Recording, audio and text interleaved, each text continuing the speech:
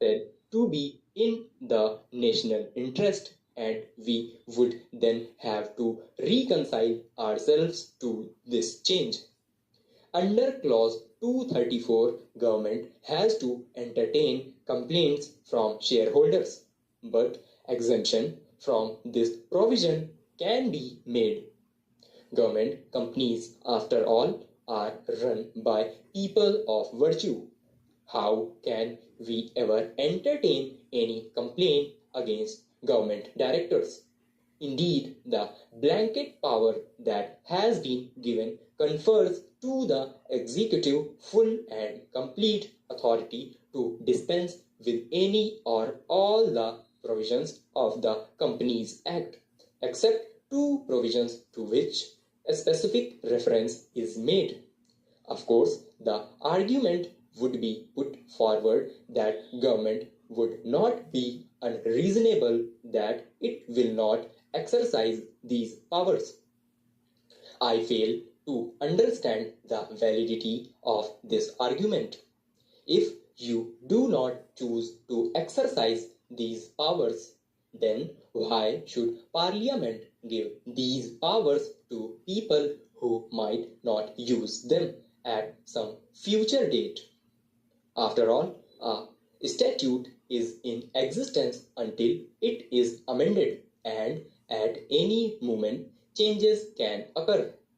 Someday a rash finance minister might come to this house and dispense with all these elaborate safeguards which are meant to protect the interests of shareholders. I think it is morally unjust and constitutionally improper to confer these blanket powers on government.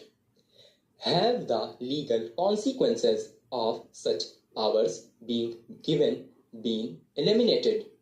I have grave doubts whether this particular provision is in conformity with Article 14 of our Constitution. We have, after all, a written constitution which assures equal protection under law. On what grounds of legality can we distinguish between shareholders in a government company and shareholders in a private company?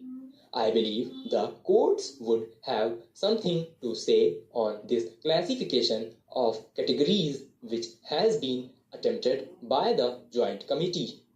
How can we strip them of their rights? The shareholders have already been stripped of their virtues by the government, which does not trust them, and now we are called upon to deprive them of their rights in government companies.